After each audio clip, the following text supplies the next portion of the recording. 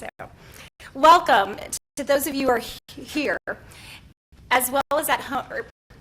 Welcome to those of you who are here at the home of the Denver Broncos, the Super Bowl champions from Sports Authority Field at Mile High, and those who have also joined us through the live stream. I would like to invite each of you to post and tweet as much as you'd like throughout our event today. So our hashtag is COASCD ESSA. Did everybody get that? If you didn't, in your packets on the right-hand side, the Twitter handle is located down on the right-hand corner at the bottom of your page. This morning we have our commissioner, Robert Crandall, and he's here to speak. Richard Crandall, and he's here to speak on ESSA for Colorado. So if you'd like to go ahead and stand up. So here he is. We also have David Griffith.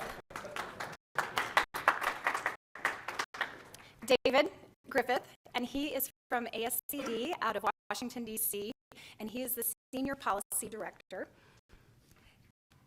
After the commissioner speaks, we will have a panel discussion with some guiding questions as well. If you would stand when your name is called, Amy Baca-Orler. Amy is Vice President of CEA. She is going to be one of our panelists. From Elizabeth, the Superintendent, Douglas Bissonette. From Garfield County, 16, Superintendent Ken Happenstall. And from CDHE, Dr. Robert Mitchell. Thank you all, for those of you who are on our panel, for spending your time today, as well as your wisdom and knowledge. I am Jill Lewis, Colorado ASCD President. We are honored and would like to thank you for joining us to begin this great conversation in how the Every Student Succeeds Act, otherwise known as ESSA, will guide our legislation, our funding decisions, but most importantly, how we can meet the needs of the whole child so that each of those children may reach their full potential. Colorado ASCD's mission is to unite and influence the P20 educational community to promote excellence for each Colorado learner. And as Colorado ASCD continues to develop opportunities for professional development, as well as an event like this, we are here to provide a voice for all educators in our state of Colorado. Our driving question today is, what should remain the same and what can be different for all of our learners in Colorado? Now is the time to think deeply about how learners learn, how educators are teaching skills, thinking skills like problem solving, grit, curating, and deciphering ways that develop our next generation into thought leaders, entrepreneurs, and develop all trades that positively impact society. As Anita Roderick says so eloquently, today is about how we will be daring, how we will be first, and how we will be different. I'd like to introduce to you now David Griffith, ASCD Senior Policy Advisor.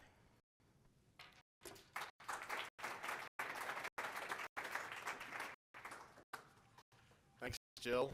Thank you to Colorado ASCD for inviting me, and that's great to meet your new commissioner, Richard Crandall, who just came from Washington, where I was earlier this week.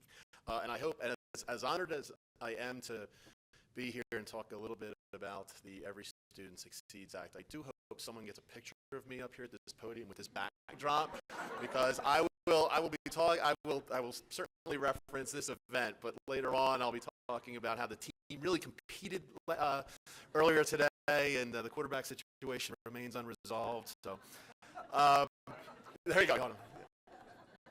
Thank you.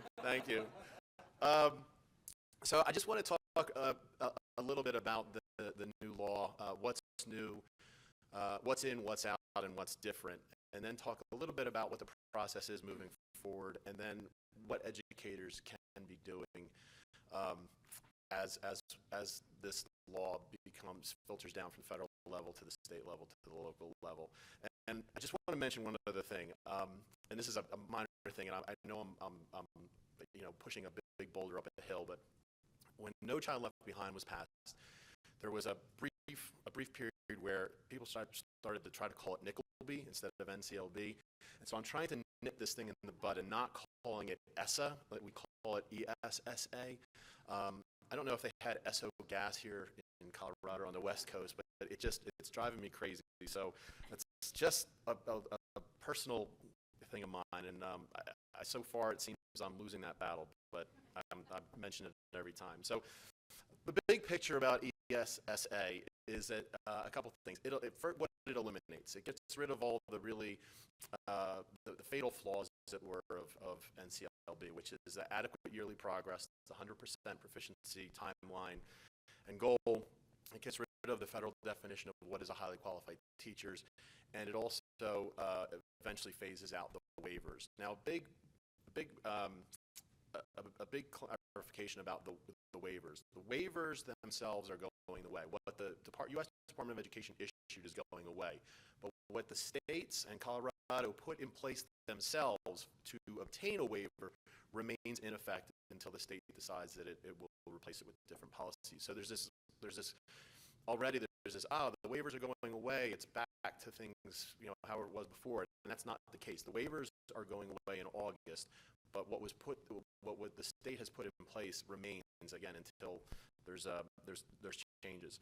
And also, another big point about ESSA is the shift in authority, and the pendulum swung way to the one side when NCLB was passed, and a lot of federal involvement in schools, down to the district, and even the school and classroom level, again, about what a definition of a highly qualified teacher is, the testing requirements, and ESSA swings that pendulum back, and so it defers back to the states and their fundamental responsibility for education, gives them the decision-making for assessments, for their accountability systems, and also for how they will, the strategies they will use for school improvement for their most struggling schools. The other key takeaway from ESSA, in addition to the authority back to the states, is the flexibility it's given states as well. And you see this most clearly in the funding and being able to move federal pools of federal funding among various titles within the law. And even actually, it also gives districts opportunities to shift funds around as well. And then the last thing is consolidation. There were, I think the number is 49 programs within the No Child Left Behind Act that were consolidated, and essentially a block grant created, and money has to be used in certain areas, but it doesn't have to be used on very specific things. So we'll get into that in a little bit. The standards. So it requires states to adopt challenging content standards in reading, math, and science. Interestingly, that the term college and career readiness is nowhere in there, and so it allows states like Texas and Virginia, it gives them a little bit more leeway than they might have otherwise have had. It also, interestingly, enshrines now the statute, the regulations around the most significantly cognitively disabled students. That was something after NCLB was passed, all meant all, and then they carved out an exception for the 1% of students with disabilities that couldn't take the general assessment, and now they've included that carve out in the actual law itself. And then also, just for good measure, also just reinforced the requirement that existed before, but now they really mean it, that the U.S. Department of Education can't be involved in incentivizing or coercing states to adopt any of those academic standards that we talked about. As far as assessments are concerned, the testing in grades 3 through 8 in reading and math, once in high school, that's always sort of forgotten, and then also the really overlooked part is the science testing in the 3 grade spans, grades 3 through 5, 6 through 9, 10 through 12 remains, but it gives states some flexibility. We give Colorado a little bit of flexibility. You can use a single summative assessment, or you can use a series of interim assessments over the course of the year, as long as you get a single score for a student at the end of the year. Districts in Colorado can use another test for the high school test, as long as they get the state's permission. And that's commonly understood these days for the high school test to mean either the ACT or the SAT. States can limit testing time, as they really could before, and it also makes an important adjustment to the participation rate. Before, 95% of schools, 95% of students had to participate in the assessment, and 95% of each subgroup. That requirement remains, but it's up now to the state to determine what the consequences are if a school or district doesn't meet that threshold, whereas before it automatically kicked the school into corrective action. The accountability system has changed too. Now it's not just, again, a measure on the assessments. And I should mention too, a caveat.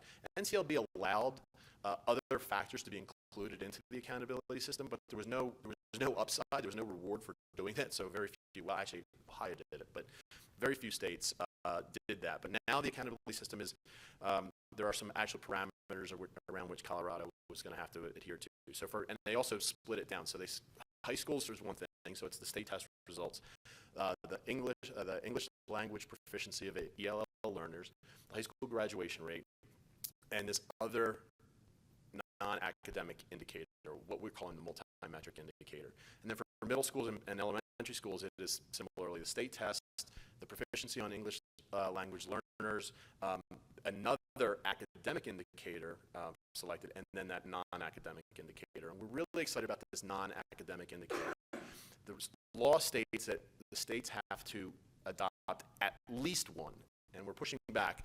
That we're hoping that states just don't do the bare minimum of selecting just one non-academic indicator, but think broadly and creatively about maybe including a couple different ones.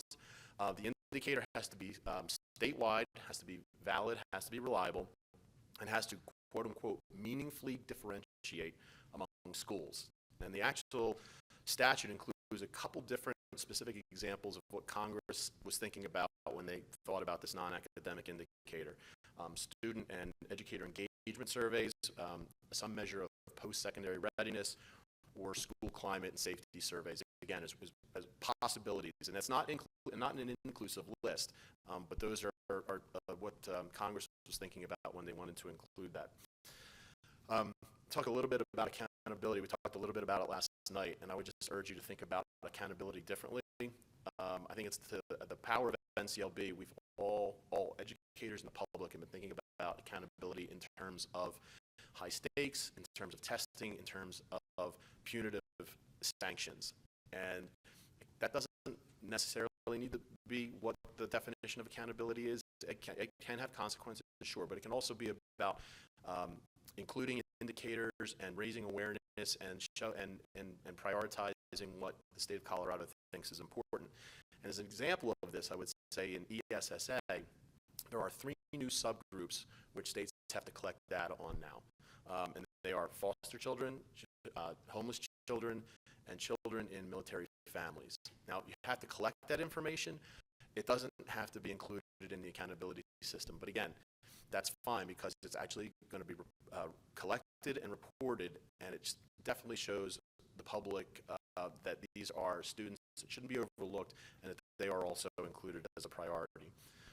As far as school improvement is concerned, so the whole series of graduated interventions, public school choice, supplemental services, reconstitution, state takeover, change in the governance management is all out the window.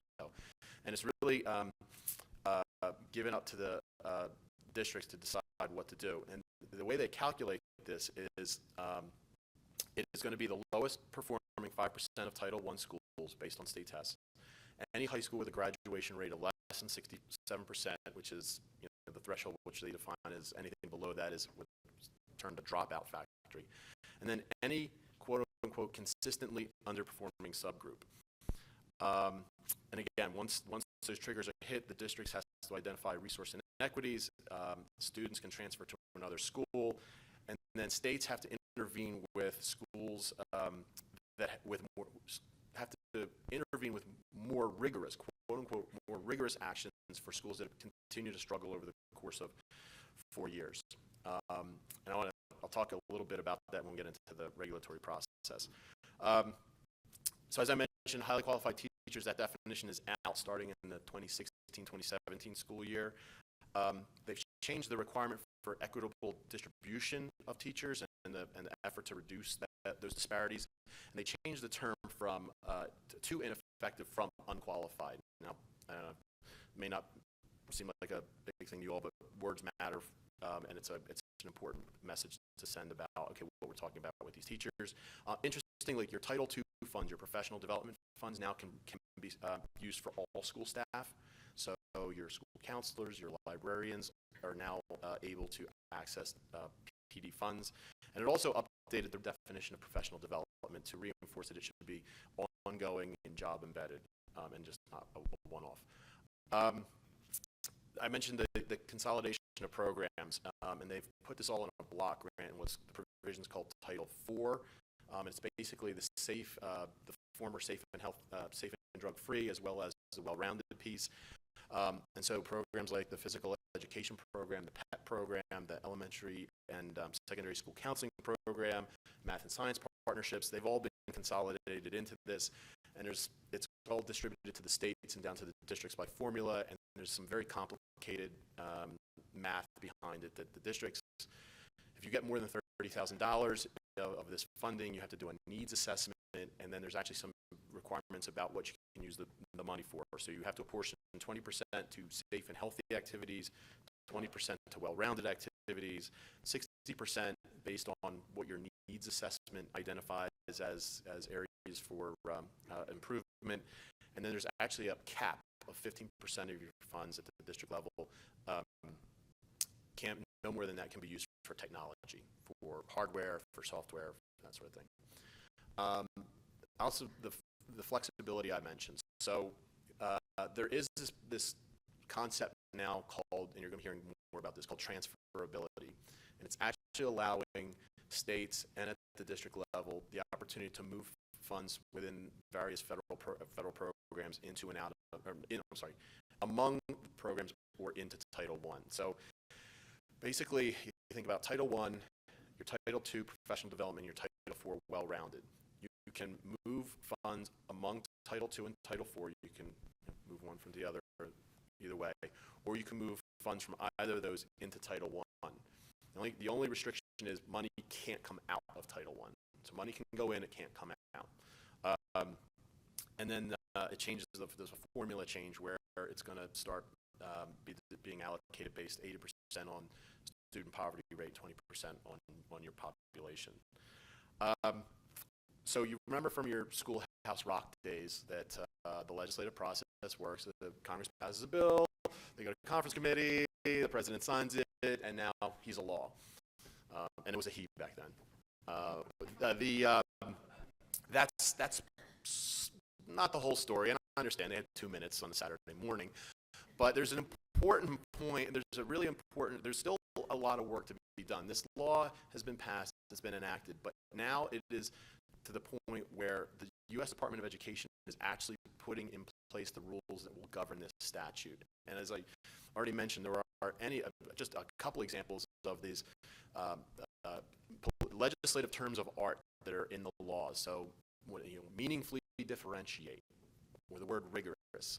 And on the surface, you think, oh, that's pretty clear. But then you really dive in and you're like, gosh, I'm really not sure what I know what the word rigorous means in this context. And so there is a whole formalized process where the department is formalizing these regulations. They're going to solicit public input. They're going to solicit the input of educators. And this is a great opportunity for educators and the public to have more say on what this final law is going to look like and how it's going to be implemented at the local level. And so I would say we're we're not 100% of the way of this law being put into place. We're about 2/3 of the way, and there's still some, again, there's some opportunities over the spring as the department puts these things in place for everyone to comment. And then, really, honestly, the next step is working with your Colorado, because so much of this has been shifted back to the state level, working with your Commissioner of Education, your State Department of Education, your State Board of Education, your state legislature, there are any number of decisions now that the Colorado is going to have to be making, both in terms of, again, we talked about standards, of assessments, of accountability, about use of funds. It's really important that everyone be involved and know, because what that at least one other non-academic indicator is how it's incorporated, how it's weighted in the accountability system. And this is the cake is being made right now, and when it comes out of the oven in about, I'd say, 9 to 12 months, then it's going to be set. And from No Child Left Behind, once that cake is set, very, very hard to redo it or to rebake it. You really can't rebake the cake. So the timeline is the waivers end in August. The regulations will be coming out in the next couple months. The U.S. Department of Education is really has a sense of urgency about putting these regulations in place. One, because they want to do it before the next school year, but two, they want to make sure that they get done before the Obama administration's term ends. But ultimately, as this all gets finalized at the federal level and moves down to Colorado and then to local districts, this will all really, the final and full implementation of the law will happen in the 2017-2018, the beginning of the 2017-2018 school year. So again, just a couple last thoughts about what you can do to get involved. I'll put in a plug for our organization and signing up for. We have what's called our Educator Advocates Program.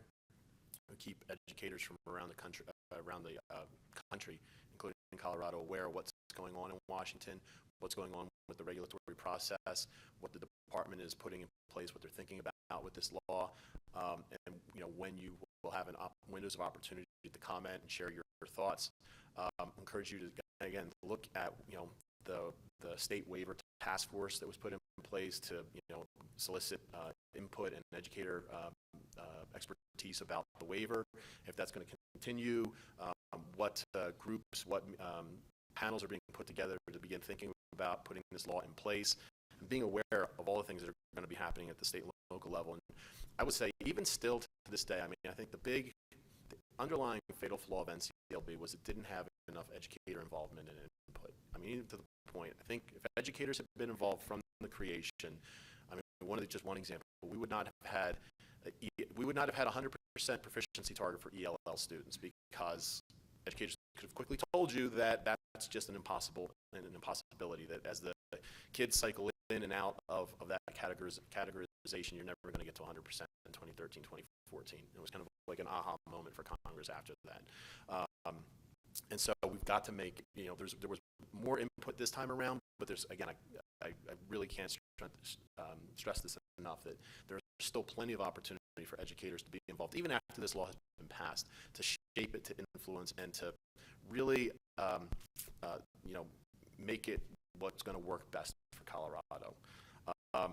I would direct you to our website. We've got a ESSA resource page where a lot of the information I talked about here this morning is available. It's ascd.org/ESSA. We've got FAQs, we've got webinars, we've got what educators can do, and we're also available to answer any of your questions. So we've got our email, and I'll give you mine as well. It's dgriffith@ascd.org. Again, that's D Griffith, GRIFFITH @ascd.org. And I think we'll have questions a little later this morning, but afterwards, if you feel like me, I'm like, oh man, I wish I thought of that earlier, shoot me a message, and I can certainly get back to you. So thank you very much.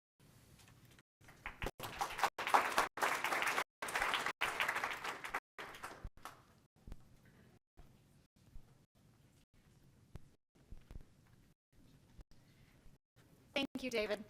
It's great to have that perspective, especially from the federal level.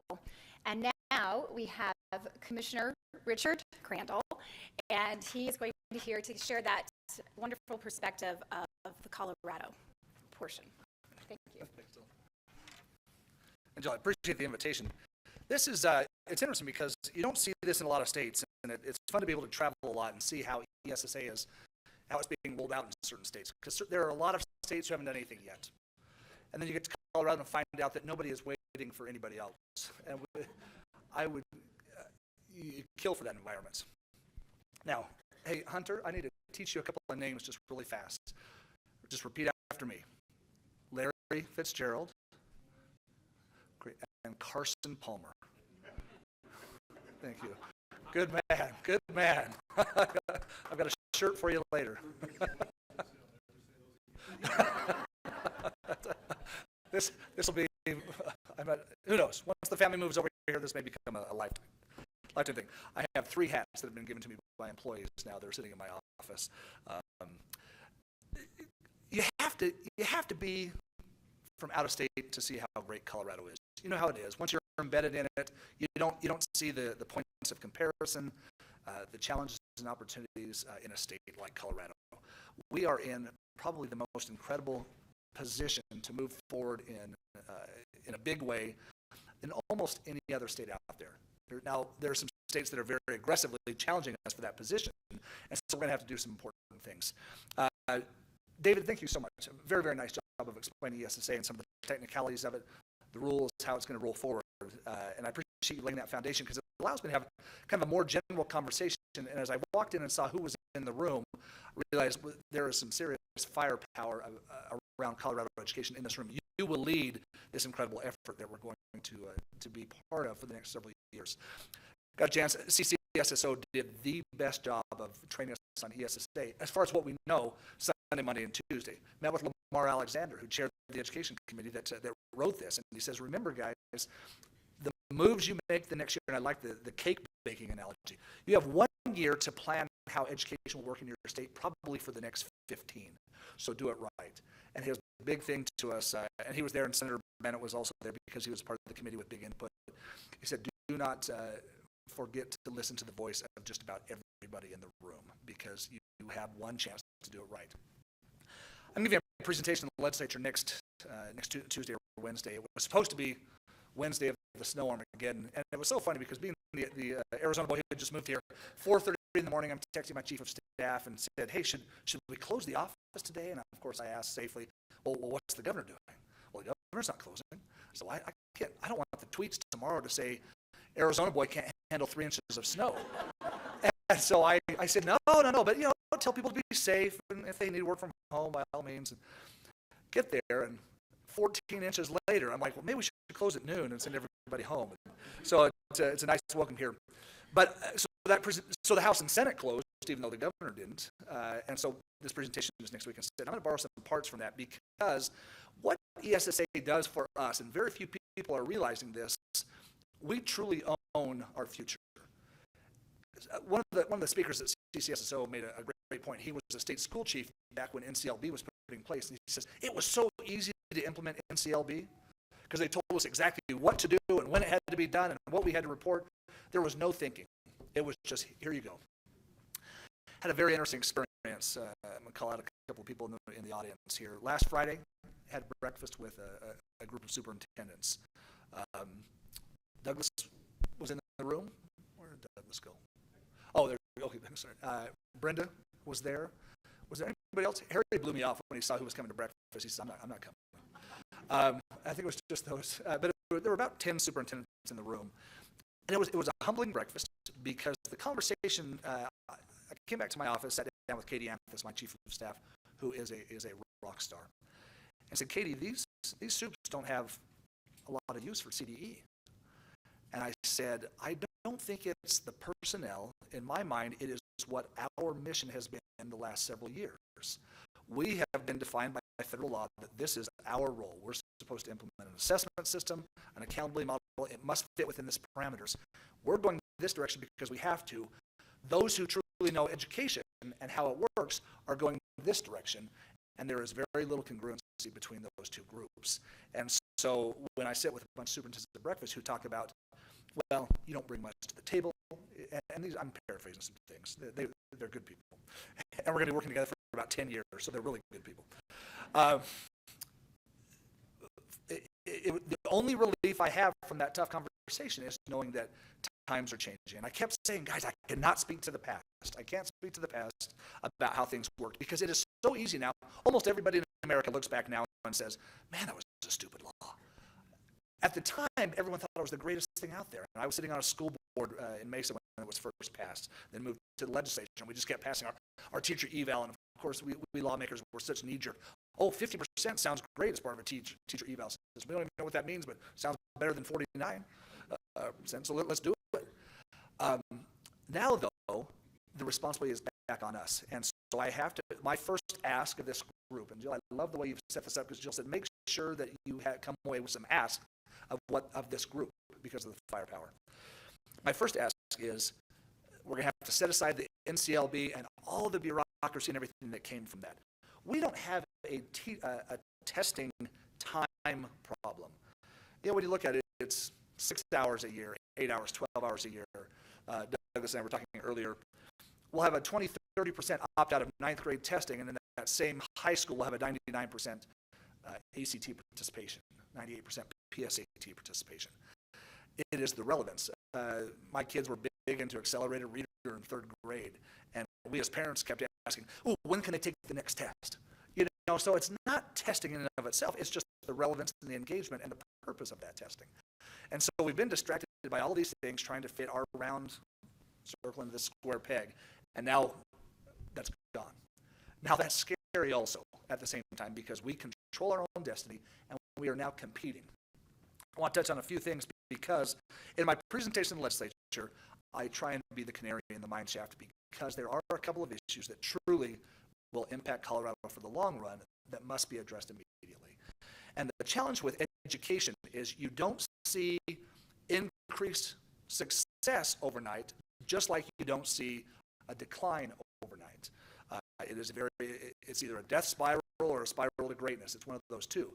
All I can do is point to states who have done one or the other and say, that's an example of what happens. And I keep going back to Arizona because they cut K-12 for about 7 years in a row. And so you can look to them and say, is that the education system we want for our kids for the future? One that's based on lowest funding, long-term subs, the challenges that come with that? The answer is obviously no. And the governor chief of staff in Arizona is one of my best friends. We were seatmates in the legislature together, both representing Mesa. And every time they look to do something in education, it's, what can we do that's quick, easy for the next election that doesn't cost any money? And so the big thing was, well, why don't we go to education savings accounts? Why don't we give every parent just a debit card with state funding on it, 90% of state funding, and say, you know what, we give up, you've got to be able to do it better than we can, here it is. And I'm not making that up. That's exactly how the system works. There's no accountability to it. It's just, here's 90% of state funding. We don't know what to do differently. We think parents will know better. Here's your debit card. You don't have to report anything back to us for 12 years. We'll give you that card every year. That is not the future of Colorado education. Now, to that, I need to make a little caveat, because there were a couple people I will have offended who are probably not in this room, but they'll hear about it. When the ESSA program first started, and it was just for special needs students, I have an autistic nephew. It was a blessing to several families who were not getting the treatment they needed in that local public school because it probably wasn't available, economies of scale. There is a place for parent-directed education, just not the way Arizona did it, where they just said, we give up, here, you go do something good. So what are our two biggest problems? Number one, everyone in the state agrees on, and that's going to be funding. Now, sitting as the commissioner, I can only do so many things around funding. There's one, make sure you get your money on time, accurate, things like that. But also, I can be the warning to those who are involved in the process. Here's what happens if we shortchange our efforts over the long run, because we're not going to see the effect of cuts immediately next year. And obviously, for the number of years we've had a negative factor, and yet we're still doing amazing things. I love that Colorado is ranked 6th in AP participation, and with a little bit of effort, we'll be number 5 and keep moving up. I know there's some DPS folks here, fantastic, being number 1 school district in America on AP. One of Colorado's biggest challenges, and this ties into the funding piece, is that our education system is not failing for a very, very large number of kids. There's a large number, I'd put it upwards of 40-50% of Colorado students who thrive in this current model. I mentioned how my older daughters thrived in AP and IB. They could sit in a classroom, look to the front for a solid 60 minutes, and perform well on a standardized test. We have a lot of students who just do well. And we know because they're moving on to four-year colleges with full-ride scholarships, and then they become productive citizens with great careers, great families, and everything else. And then we win the Super Bowl. Life is good for everybody. However, we have a very significant portion. We had a chance to listen to John King, the new U.S. Secretary of Education. And the cool part is I've got a 15-minute call with him in about 2 hours today. It's interesting, though, because he's beating one drum and one drum only. And it is really that group that is not thriving in Colorado's education system and who is not being called out specifically in our measurements and in our reporting to see how we're doing. And that's going to be all of our underserved populations, from minorities to ELLs to foster, that whole group. And every meeting or speaking thing I've heard from John King, that is the drum he's going to beat. Now, it's very interesting because he has a very defined timeline for a job. He knows he's out of a job this January, first week of January, I think, to be specific. So he's trying to accomplish as much as he can in that time frame, so that's his message. It needs to be our message, too. I'm not sure how much I worry about those top-performing high schools with top-performing teachers, except for they need to have opportunities. I want my kids to have opportunities regardless. And so that was almost a stupid statement to make. I want to backtrack off that. I care about all Colorado kids. There are some that are going to need additional resources than others. So we're talking about funding, and I will speak to the legislature of what the long-term impact. But number two, hands down, and this is the most important thing at the Colorado Department of Education for the future, is the thing that you all lose sleep over after funding, and that is a quality teacher for every classroom. Yesterday was a very neat experience. You've heard me talk my Thursday thoughts about going to recruit teachers across the United States to come to Colorado. We need 4,500, and by all means, you can correct me if I get way off on my numbers. Approximately 4,500. We're going to need about 2,000 to 2,500 from out of state, the rest in state. So we have very aggressive strategies both for improving the pipeline into teacher instruction here and then recruiting from out of state.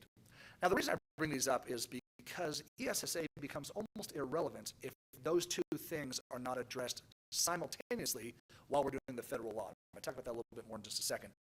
But if we don't come up with a funding system that works for K-12 for the next 20 years and figure out where we're going to have and find high-quality teachers, the rest of it doesn't matter. It really doesn't. Because the best accountability system, the best assessment system will not work without high-quality instruction. So as I talked to the legislature about this, what we learned at ASU is, one, they are finding tremendous success starting early, freshmen in high school, and they have this very formal program that includes some college courses, and that's their pipeline. But what's interesting is they said messaging has become the big thing. Millennials are not looking for a lifetime career in their first job. They're not looking for you and you're recruiting to say, hey, come here, teach for 30 years. Here's what your stair step's going to look like. Here's what your retirement package is going to look like. And here's probably what you're going to make every year for the next 30 years. No millennial wants that. And so you scare them away when that is our message. Even though that's what we want. We want a great teacher. We want to lock you in place for 30 years. So they said instead, your message needs to be, come be a part of something big for 5 to 7 years. Give us 5 to 7 great years of energy, enthusiasm. You're part of a bigger picture. You are making a difference in people's lives. Oh, and by the way, we're going to compensate you. You'll be part of a retirement system. You'll vest at 5 years, various things like that. But make that our message. And that was what we heard from the students. We interviewed several students. And I was there with Kendra from Otis, Ken from Littleton or Englewood? Littleton. Mike from CEI, and then there were 3 of us from CDE, and I'm forgetting one other person. It was cool. Jennifer, who works at CDE, played basketball for Arizona State and graduated in education. So anyway, as we talked, the other thing the students said is they said, we keep hearing war stories about support that first year. In other words, a lack of support that first year. He said, so we're looking for a chance to make a difference, strong support that first year, and then we'll kind of see where it goes. But those were the top 2 things that all the students mentioned. Now, what was interesting, the reputation for Colorado preceded us. It was fantastic. Several students in the room said, no one's ever asked me or placed in my mind the thought to go teach in Colorado. I know I don't want to stay in Arizona, but I never thought about Colorado. And they'll say, oh, I have a friend there. We heard that a lot. What we're realizing, our out-of-state strategy is really just the invite. We're inviting you to think about Colorado. Our in-state strategy is going to be everything on this internal pipeline. A couple of great ideas. One, and we will bring and it's a little odd for a CDE, so we need to partner with the state board because they are my boss. Cannot get ahead of them, but we will bring a legislative packet in January that says, hey, there's certain things we need to do. Here's about 30 things on a menu to choose from. Arizona did allow double dipping of retirement. And that is something we need to take a very close look at. How about you can double dip if you go to one of these hard to fill areas, whether it's a subject or a geography? We probably need to have a very serious conversation about would we allow that for a longer time frame for hard to fill positions. There's a million things.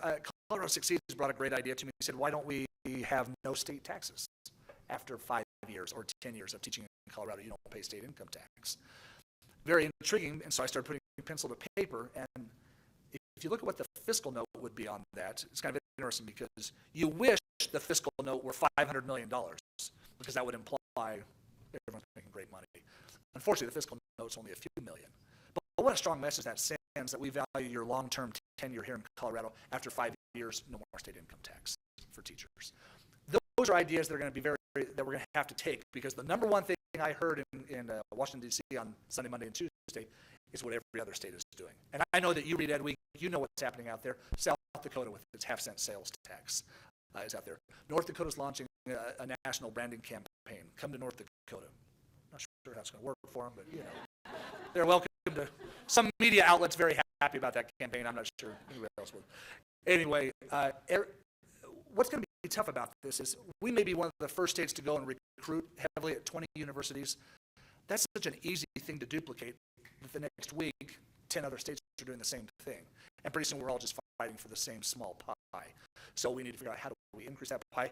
And I had a chance to sit next to a lady at dinner Tuesday night who talked about, she runs this whole program for CCSSO around teachers. And she says, you know what area we're missing? She's the one who talked about the 5 to 7 years for millennials. She said, you also need to have a campaign that targets those in their senior years, maybe 50, 55 up, and say, give us 3 fantastic years. You have a tremendous resume, you've learned great things, great skills, give us 3 strong years. And so I rolled out the AARP partnership in Colorado. Why couldn't we target some folks like that? Anyway, we're going to have to be very, very creative. These are things that I present to the legislature from a standpoint of what can you do? You have a heavy responsibility. And here's why it matters. 3 years ago, I stood before the Wyoming legislature when I was the director up there, and I had a chance to show them how a policy that they had put in place had backfired. And sometimes you should maybe learn culture and politics before you open your mouth, but I didn't know that yet. They had put in a scholarship in place that, and they were flush with money. The top 5 largest 5 coal mines in America are in Wyoming. And they said, let's put in a scholarship program. Any kid who gets a 3.5 and a 23 on the ACT gets a full ride scholarship. Sounds great. And from a legislative standpoint, that's a win. I can go back and I can campaign on that. Yeah, we put in a free program. And for those who don't know, University of Wyoming is the lowest cost university in America, Division I, 4-year, which is not a great thing when it comes to having to pay teachers and professors, things like that. There's some challenges in that. But they put this program in place 7 years ago. I come in, the new guy, and said, okay, let's take a look at what's happening. So looked first at AP. And AP participation over 7 years had plummeted to hardly anything. IB had plummeted. But the big one was computer science courses.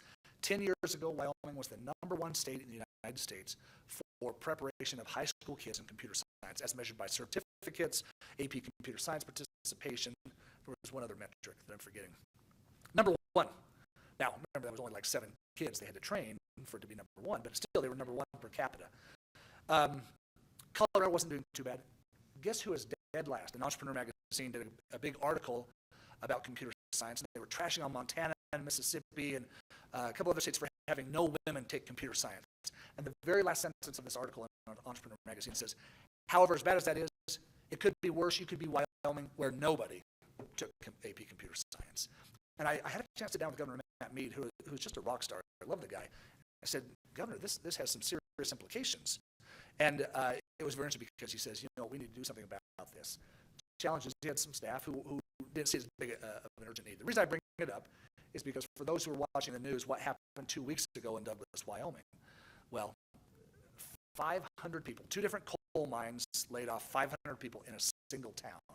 Wipes out the town, wipes out the school district, because the average salary in these coal mining jobs is $85,000. There is nothing in the state of Wyoming for these individuals, the majority of whom chose not to do anything post-secondary because there was a fantastic job waiting with great benefits. And we hear that, whether it's steel workers over in Indiana, copper miners down in Arizona, it's a very consistent pattern. On one of my Thursday thoughts, I talked about code.org, because if you go to the code.org website, there is a snapshot of Colorado and where we are in computer science. Good news is we're not in the bottom half in the U.S., but we're not in the top 20% either when it comes to computer science. 1,500 approximately open positions right now in computer science. We're putting out about 200 to 300. The reason I bring that up is because decisions we make as leaders in education, as legislators, policies will have long-term impact. So what can we do to start incentivizing that style of behavior?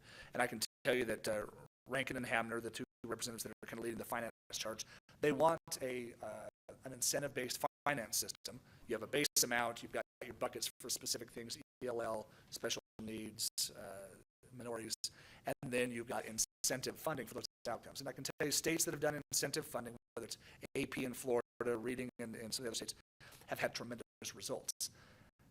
Now, it's very tough to do it equitably, and I am not a fan of the word equity at all, because you can become equitable in 2 ways. Wyoming lost a big lawsuit 7 or 8 years ago around school funding, and so they said, some are here in Wyoming, let's move everybody up to here. Not only did they take those that already had and move them up, they moved everybody up. Now, 3 weeks ago, they cut most of them back, but that's just the way the cycles work. Arizona had a tremendous career ladder program where teachers could make up 5% more of salary. Only 20 districts had it, representing about 60% of students. Some districts that didn't have this state program sued and said, we want that also. The legislature said, oh, well, here's how we'll be equitable. They eliminated the program. So equity comes 2 different ways. Let's talk more about where we're going as a state, because here's where ESSA, here's our plan. So I've taken a very long route about why ESSA is so critical right now.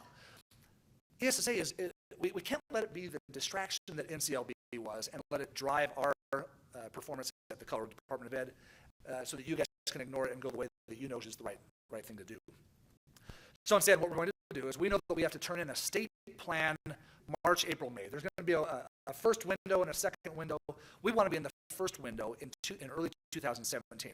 Now we have to wait for the rules. The rules won't come out till October, November, December, probably December. And with that weird election right in November, who knows what that's going to spell for things. There may not even be a Department of Education in January, so we may not have to even worry. Then it's really states' rights. Thank you, Ted. So what we're going to do on that is backtrack now to this room. We have the opportunity to create the most incredible 5, 10, 15-year plan for Colorado education. And our intention at the Department of Education is that is what we're going to submit to the U.S. Department of Education with a document that says, and here's how ESSA fits and supports where we are going. Not the other way around. When I had to do the waiver in Wyoming, we were definitely trying to fit their needs and not ours. Okay, they're requiring that we do this, so let's write our waiver this way, and let's beg and borrow and see if we can't get their approval. It's not that way at all. And it's interesting because Lamar Alexander, he will tell you, don't you ask for anything from the department. You tell the department what you're doing.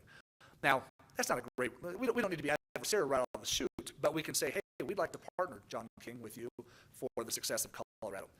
So we've got these listening sessions coming up. We've identified 4 big categories that we want to focus on. Number 1, and they have to be around our problems. Number 1 is going to be quality instruction and leadership. That's going to be our big one, and that's recruiting, retention, induction, everything around helping you with your teachers and professional development. Number 2, student engagement. And you'll notice these are kind of vague categories. That's because my bosses require that all 7 of them agree to these categories. And my 7 don't always agree on everything in education in Colorado. So kind of vague in general, but meaningful student engagement. Next is college and career readiness. it's a huge area for us, and Colorado does very well. 113 or 130 IB schools, I think 33 of them are high schools, great AP. Strong push for concurrent enrollment, you'll see that even more so. So there's lots of things we can do in the whole college career space. You're going to see one of our big initiatives will be around apprenticeships and the Bell Commission. And then finally, what we've labeled our last one is opportunity and access. And we're not calling that equity, but opportunity and access. And the challenge is there's two types of opportunity and access. It's rural versus urban, but it's in low income and high income. A student sitting in a rural school district in Otis, it was fascinating to hear Kendra talk about her challenges as a rural superintendent. And I was on the phone with Kevin Schott last week. He may not find a certificated math teacher at all. Wasn't able to find one last year, won't find one this year. And so as I met with these ASU professors yesterday, I said, okay, now let's get to reality for a second. What if you cannot find a certificated math teacher? And it was intriguing to sit there in this room and have some very entrepreneurial conversations. Do you take a junior or a senior who's very good in math, let them be your para, and complement that with a program like Think Through Math? For those who don't, Think Through Math is a program out of Pittsburgh where it's an online supplemental, but there's a live teacher on the other end. I mean, when the student gets stuck, they hit a button, up pops a live teacher talking to you, drawing on a whiteboard for you. Could a senior in a classroom with only 12 kids on math, can you make that work? You can, absolutely, but you're going to have to think very, very, very creatively, and some people are not going to be comfortable with that, but it's going to be driven that necessity. So those are the four big areas. Under each of those, we have about 4 or 5 objectives, and then under each of those, we've identified about 4 or 5 specific tasks. And what we did is we surveyed the landscape of what your organizations are doing right now, because it is not Colorado Department of Education's vision for Colorado, it is a collective. Our logo will be on it with about 50 or 60 other logos, because it has to be our plan moving forward. I don't want to have a breakfast like I had last Friday. The food was good, it was really good actually. But it was tough to sit there and hear superintendents talk about, you guys, you're just not bringing a lot to the table because that's not what's important to us. That's not where we're going. I heard that, Harry Bull. And it was a wake-up call. You said good job. Douglas, there's a conspiracy already, and I've only been here 77 days. But it's true. It is true. And it's painful to go back and say, so I had a great conversation just in conclusion, because what we're going to do is we've got our listening tour coming up. And we decided it is not CDE's listening tour. We're partnering with CEA, CASE, CASB, PEBC, and there's higher ed, and then ourselves. Going to 6 locations listening. That's only the beginning, scratching the surface. Then Bruce, is it June 12th is the educators? 17th is the educators summit around ESSA. I think CEI has some events coming up. I promise you, I can guarantee this is probably not the last one that you guys are doing around ESSA. The only thing I want to mention is let's make sure that we're having the same general conversation so that everybody knows what everybody is doing. We are 100% transparent about where we want to go with ESSA. We want a rockstar accountability system that actually incentivizes what we're looking for. Colorado's accountability model does nothing on the career side of the college and career equation. You get no extra points for pumping kids out with certificates and things like the way Kentucky and Georgia reward that. You can't have that missing from your accountability model, from our accountability model. So that'll be a big thing. So let's talk real quick, pilot assessments, because this is a two-edged sword. The feds say, hey, we'd like 7 states who are dumb enough to apply to be a pilot state for a new assessment model, something that really works. It's closer to the instruction, the feedback comes more readily in a more usable form and timely. And so from the very beginning, I've said, hey, I've got to be one of those 7 because we have such a high opt-out that we need to redo our system. We get there, and they hand us the rules around being one of the 7. And as we get all excited about ESSA taking away all the federal rules, we're going to voluntarily say, hey, make us one of the 7. And it's like 23 federal rules you'd have to comply with to be one of the 7. And Minnesota Chief Brenda sitting next to me says, oh man, I told my staff, run from that thing as fast as possible. No way. And Katie Anthony says it's a puppy. She has this great analogy. The feds want to give us a puppy. It's fantastic the first week. Then we have to grow that puppy, and then it's 22 years old, and we've got to take it to the vet, and the whole thing. That is really what the pilot is. Now, I sat down. We have a fantastic relationship with New Hampshire, and for anybody who doesn't know, New Hampshire leads the world in competency. And what's funny, they really do. It's not just talk. Now, once again, I could do anything with 4 high schools. If that were my state, I'd do great things. That was rude, but true. They have invited us to come out this fall. Any number of groups come out and see what they're doing around competency assessment, testing, and they want to partner with us. And they said, Rich, you need to be one of the 7, and here's why. Because right now there's only one carrot. The only carrot the feds are going to give you is that you wouldn't have to double test. But they said, however, your assessment must be of the exact same quality, validity, reliability as your state assessment. I said, oh, really? So what you're saying is we need to have something as solid as Park, Smarter Balance 6 months into this pilot. Yeah, that's what we're saying. And if it is, then you don't have to double test. That's going to be nearly impossible. And Virginia from New Hampshire said, Rich, don't even listen to them. We had a double test for the first 2 years. Now, if we had an embedded assessment system or a roll-up assessment system, our state assessment could be very different at the end. Some states are talking about, is it just a 30 to 60 minute kind of capstone assessment? Or if you're doing embedded assessment, you don't even realize you've been tested the whole year, and then you have that assessment in March, April, the world wouldn't look all that different. So we will most likely apply to be one of those 7. At first we thought we'd be fighting everybody to be one of those 7. There may only be 3 or 4 states that go for that. In my call today with John King, I will say, can you please sweeten the pot? They've been very clear, no money will come with it. But interesting enough, several foundations have said, if you are one of the 7, we will give you unrestricted funds to make it work. So, blessing and curse on that piece. You're going to see some very different things. Here's what I want to just conclude, because I'm taking up some serious, very valuable panel time. Our turnaround efforts have to change. One of the big things we've done at the department that is probably not is not going to work going forward is we have a model for turnaround, and it's driven by Title I dollars, and it's driven by research-based approaches. And I feel like I know a little. I'm halfway through my doctorate, trying to finish this up, so learning about how research works. It's always independent of certain variables, and what turnaround has not taken into account is market forces. So we're up at Adams 14. They're on the clock like so many others, and so we've got to do some things to help Adams City High School.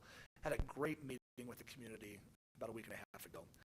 And normally what we would do is we'd come and say, okay, here's our turnaround plan. We're going to have PD with these teachers, and we're going to teach them how to be better classroom instructors. And Pat Sanchez and several of the board members said, that does us absolutely no good when you bring that to our district for one reason. What happens when you make those teachers great? They leave to a neighboring district for $3,000 to $5,000, and all of a sudden Adams City is back where it was originally. Turnaround has to be, and I love, I had a chance to go through this document that talked about Tacoma, talked about New Hampshire. This is legit. That's my phrase for when things really work. It has to be community-based, and by that I mean it was nice to be in Commerce City last week. The city council was sitting behind me. State lawmakers were there. CEA was there. Everybody was in the room talking about what do we do with our community. Our turnaround efforts are going to have to be much, much larger, take on a bigger role. I can't just go to Adams City High School and say, here's what's going to fix you when it's a community issue, which means it's going to require efforts from all of you. I appreciate there's the Achievement Network. There's so many other groups that are here today. With this audience, I swear I wish we could just bring in some food and talk for another 3 hours and hear your ideas. Maybe not yours, Douglas, or Harry, or Brenda, but other people in the room. Sorry. Thank you so much for this opportunity. I've never been more excited about education in my lifetime than I am right now because of the opportunities that face Colorado. Appreciate it.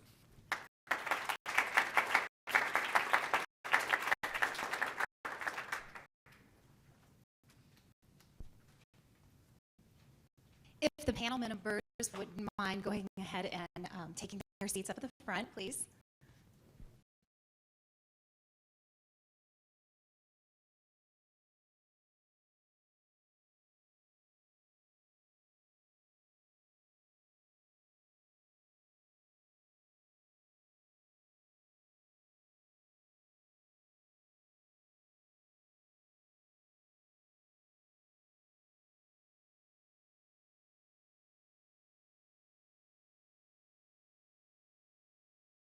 know that there's so much out there, and if we don't hear our voices and if we don't know what's out there, then we can't make those best decisions that we have, that we need to make. And so that's part of why we are doing what we are doing here today.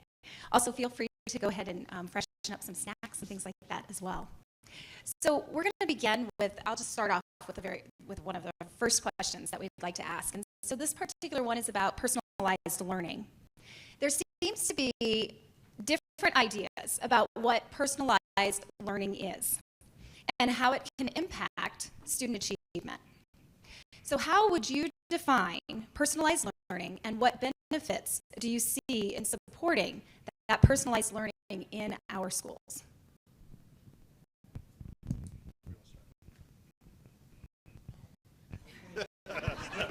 Okay, thanks, Douglas. First of all, my name is Ken Atmos. I'm the superintendent at Garfield 16. If you don't know where that is, if you drive towards Grand Junction and stop about 45 minutes before you get there, you're there. So personalized learning, interesting question in that it's personalized. It's different for every kid, I believe. I have had the opportunity working with CSSO and the ILN network, and I'm on the REL Central Board of Directors to travel around the country over the last few years and see various districts in Kentucky and Wisconsin doing personalized, individualized learning.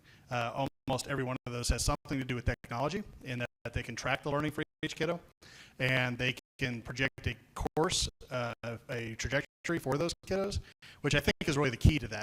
Is you have a continuum, so you know where kids are supposed to go for the teacher and the kid, and the kids know where they're going, the parents know where they're going, and you can really support those students, and some can move a little faster and some can move a little bit slower. So personalized and individualized is really personalized and individualized. So I don't think you can create a definition for something that is into itself about each individual kid. So that would be my answer to that.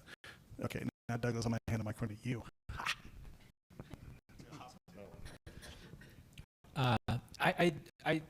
There's probably much more than we can say today to really dig into this, but from our perspective in Elizabeth, it's really a matter of saying what are the goals, putting more emphasis on the goals of the students and their parents, and trying to take into account what their interests, their passions, their circumstances are, and rather than a one-size-fits-all. And so developing the flexibility in our schedule, to have tools, and to have a mindset that can account for a broader range of life goals that are more holistic in their nature, where we can value the artistic side of a student and really allow them to spend more time, especially in middle and high school, developing those skills or leadership skills, and removing some of the trade-offs that prevent kids from flourishing in other areas than the traditional intellectual academic achievement that we so value now. And I think we do a great job at this. Across the board, we're very good at individualizing and personalizing education to students who's ever in the classroom. And these two guys are at a great advantage because they're in the smaller rural districts. You look at the larger rural districts, it's tougher, but yet our teachers still have a very good ability to do so. How this ties in with ESSA is a little trickier, because while we're very good, especially at the higher ed level, preparing educators to work with individualization and special needs adaptation and exceptional children, how is this going to filter out in the local districts? And I think this is one thing that really hammers me, because I work with colleges, universities, and local school districts, and CDE, and any other acronym you could possibly imagine, is how are we both having that feedback loop? We assume the faculty at the IHEs know this stuff, but to be honest with you, they have very little idea of how it plays out in the local districts. And so as we move forward, thinking about it ahead, it's really educating a lot of the people who educate the educators about how ESSA is falling out in your district, in your field, and then how that also ties into things like individualization, personalization, assessment, because it's all linked together. But unfortunately, we're kind of missing that gap. We're not doing a great job of educating the folks who are preparing future teachers.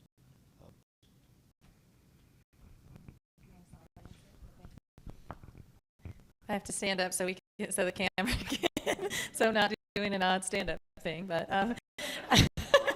I'm Amy Buckholder, and I'm the Vice President of the Colorado Education Association, and definitely agree with the comments made regarding the question. I also think one of the barriers to this issue is our state funding, and so we do have to look at how funding comes into play. In many of our school districts, we have very large class sizes, and when you look at that teacher to student ratio, that is something that you have to think about when you think about personalization or individualization of learning. I would agree that I think our teachers are very creative and adaptive in trying to find ways within their current structure to individualize learning.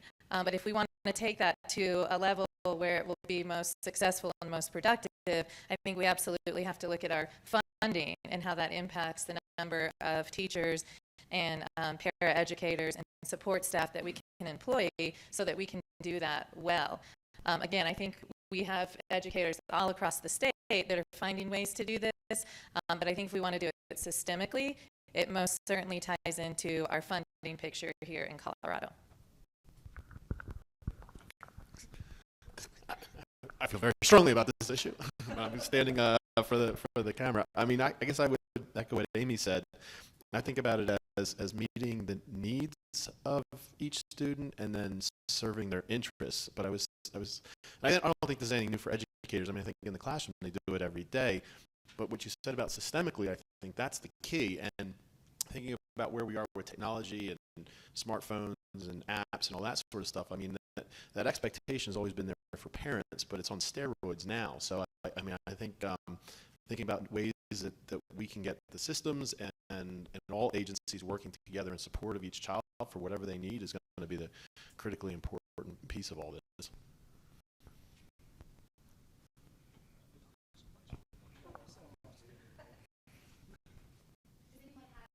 From the audience, does anyone have any questions that you're thinking of right now that you'd like to go ahead and ask?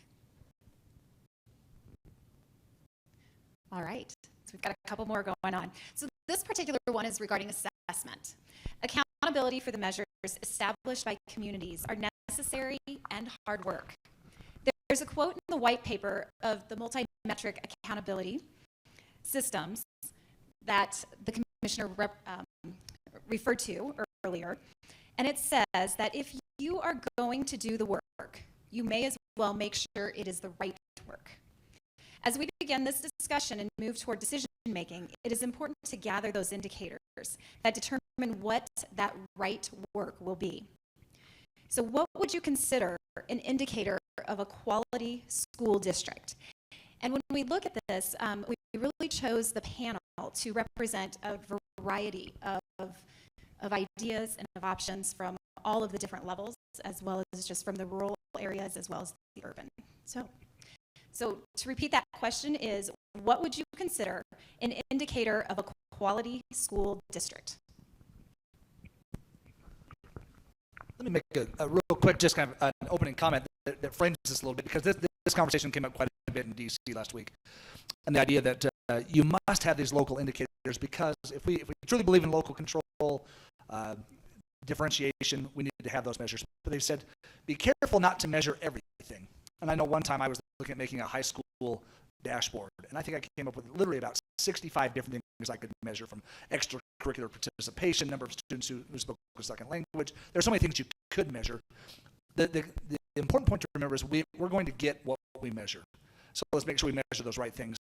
Just to say it publicly, I'm not a huge fan, and unfortunately it's in the law, of high school graduation rate being a measurement, because it's not necessarily a quality measurement.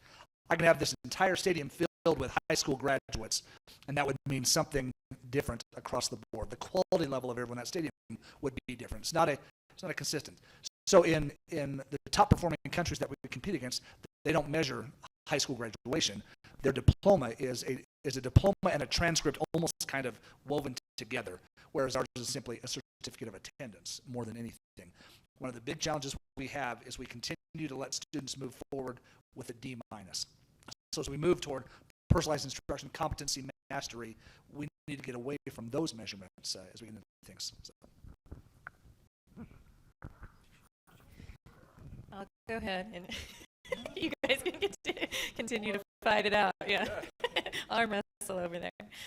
Well, I truly believe one of the greatest opportunities within ESSA is the opportunity, as mentioned, to define a lot of these things, not only for us as a state here in Colorado, but as local school districts.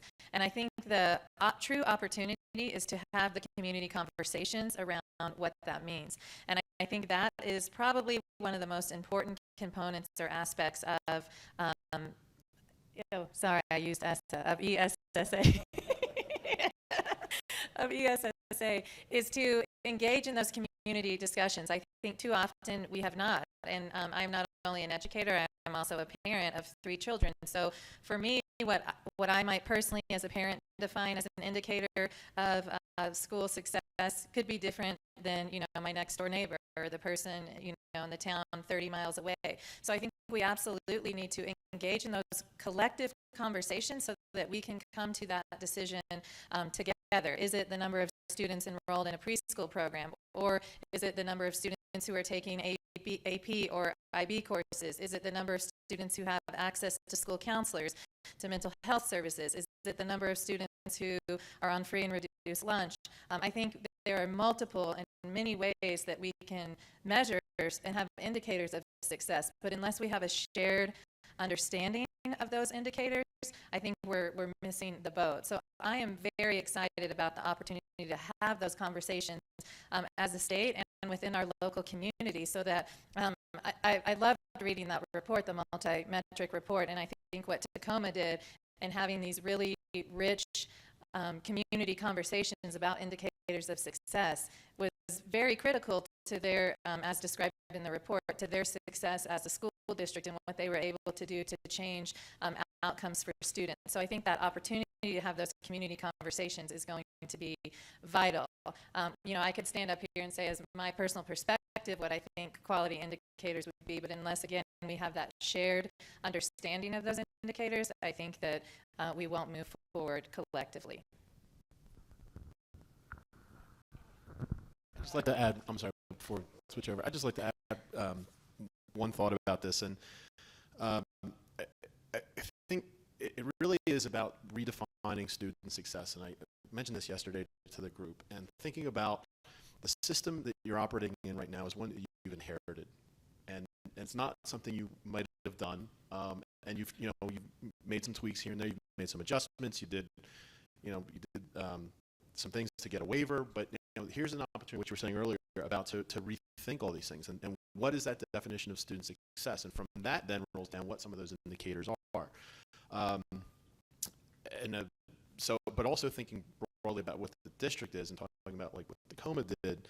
I mean, I think, again, just building in some of these proxies for what a district is looking at. So, I think literacy, scores in the reading exams, but also family literacy. And I know it's not necessarily the district's responsibility, but nudging them in that direction of looking at, okay, how are the parents' language skills, and should we be creating something for them as well? I mean, when you're looking at a district and thinking more comprehensively, more holistically, I think that's something perhaps to look at. And then, of course, you got a couple different ones. I was always taken to with Tacoma's the preschool enrollment rate. Again, just maybe outside the bounds of the K-12 education, but again, it's an incentivizing them to be working with other partners in the community to get that level up. And again, early interventions and those things pay off down the road and later in a student's career. So I mean, those are the things. As the student, what is Colorado's definition of success going to look like? Because it's been operating under other people's definitions now for 16 years. First it was closing the achievement gap, then it was 100% proficiency, then it was college and career readiness, and this is really your time now to figure out what it means for Colorado students as they go through the system and as they graduate. What does that mean? What does that success look like? And then building the system to support that. Our turn? Okay. Anybody who knows me knows I probably will talk too much about this, but I would say that the utility of an assessment system is the fact that educators can make decisions about students and their learning. And if you don't have the utility, it's really not worth your time. And that being said, I think we have some opportunity right now. And the exciting thing about ESSA for me And what commissioners talked about is the flexibility potentially for our districts. So as a system, we are working a lot more with creating portfolio systems for kids. We are doing capstones multiple times through a student's K through 12 experience. We need to know where a kid is in that trajectory, in that learning journey. And I think often when people talk about transparency, and that's one of the key words I keep seeing in the ESSA legislation around assessment, is transparency.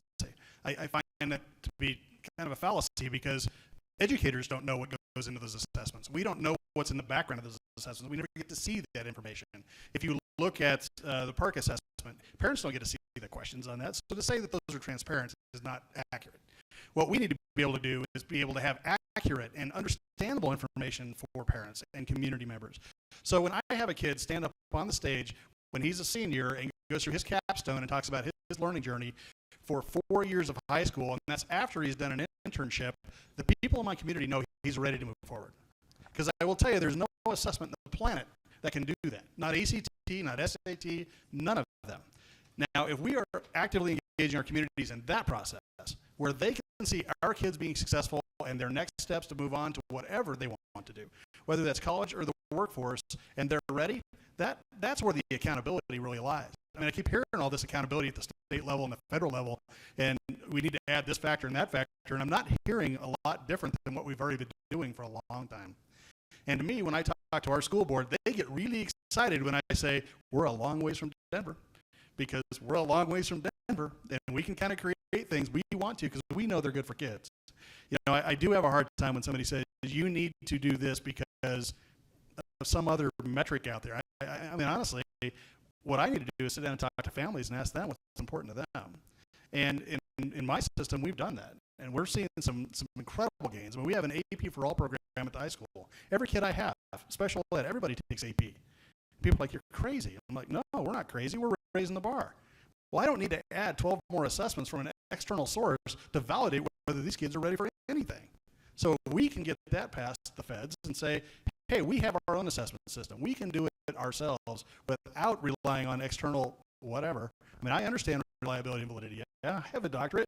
I did that. It takes a long time to figure that out. We're not doing it in 6 months. We're probably not doing it in 2 years. It took them 2 years to build PERC. So why would they think we can do this in a short amount of time? We need to do this locally. We need to be able to develop these assessments and accountability systems locally so we can see our kids progress. So, yeah, I'll give it to you guys. I think, I mean, Ken is absolutely right. And I've been lucky. I've traveled around 178 school districts in the state. I've been to 176. I'm sorry, Pritchett and Kim, I haven't made it out there yet. Yeah, not even, actually.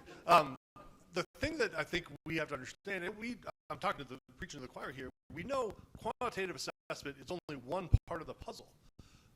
I'll be honest with you, I was at a rural school last week, and I saw juniors helping the pre-K kids get their lunches, make sure they were fed, make sure everything was cleaned up. That stuff isn't assessed, but I can tell you it's a key component of a quality school and a quality community and quality leadership. I think sometimes we talk about state assessments and turnaround schools and all these pieces.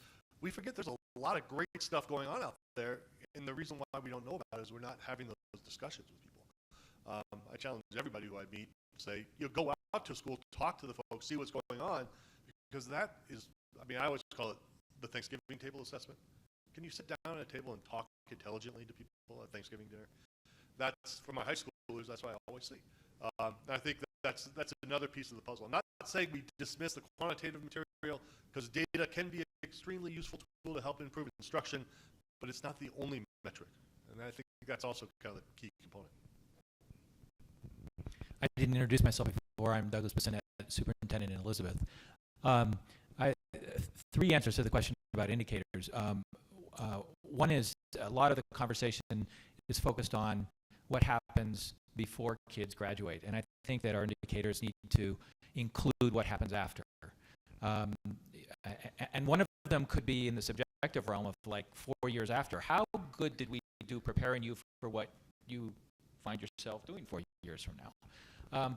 But if we change our frame of reference to not just end at age 18.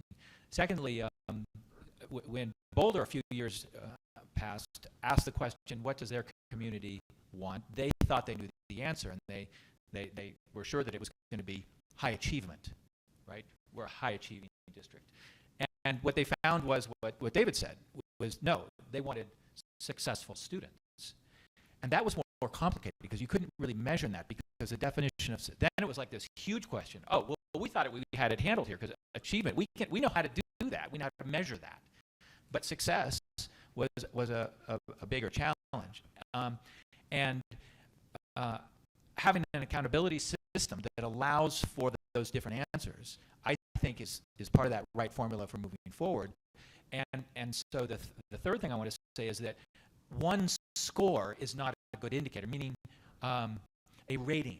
So the current system of rating schools, the district performance framework and percentage of points, I believe is not a good indicator.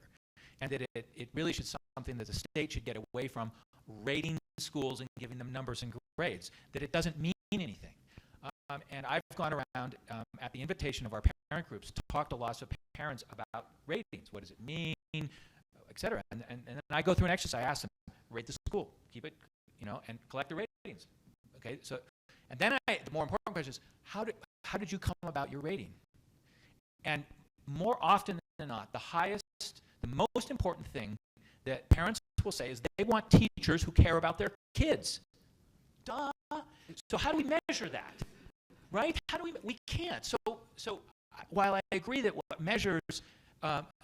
we measure matters, it influences, but we don't measure that, and it matters. So we've got to be careful not to overrate the whole measurement thing, because nobody measures teenage use of the internet and their iPods, do they? Is anybody measuring that?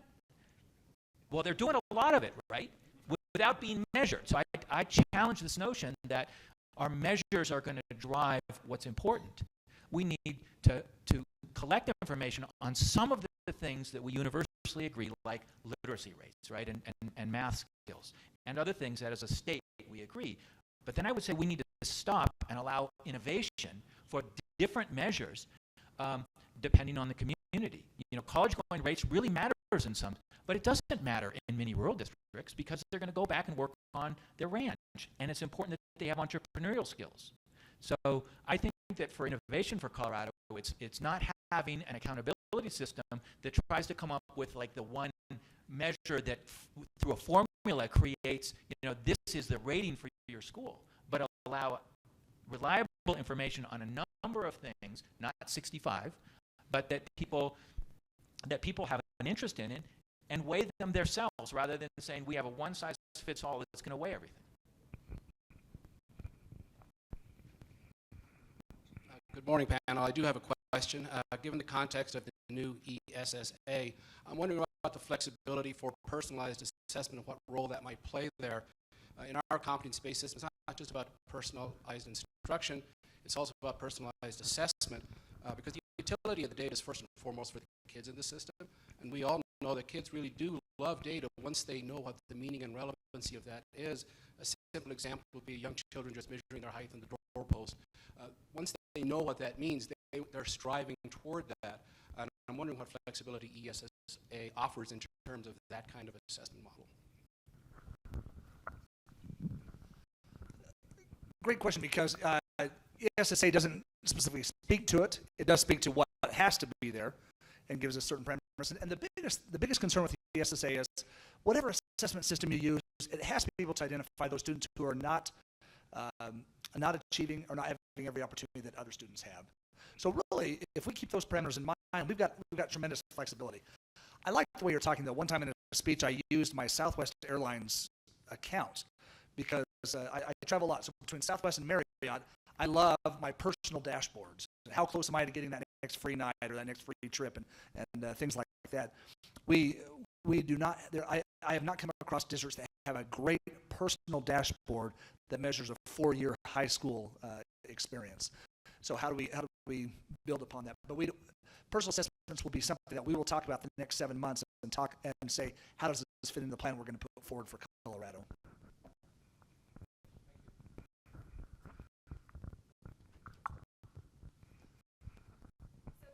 Douglas, you mentioned technology and looking at our students who are all over technology.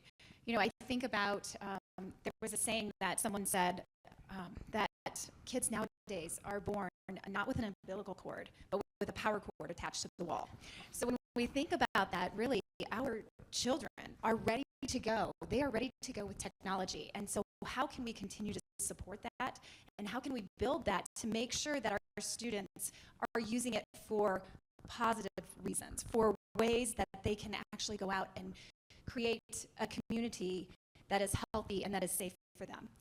So my question comes in is, how do you see technology transform learning in our state of Colorado?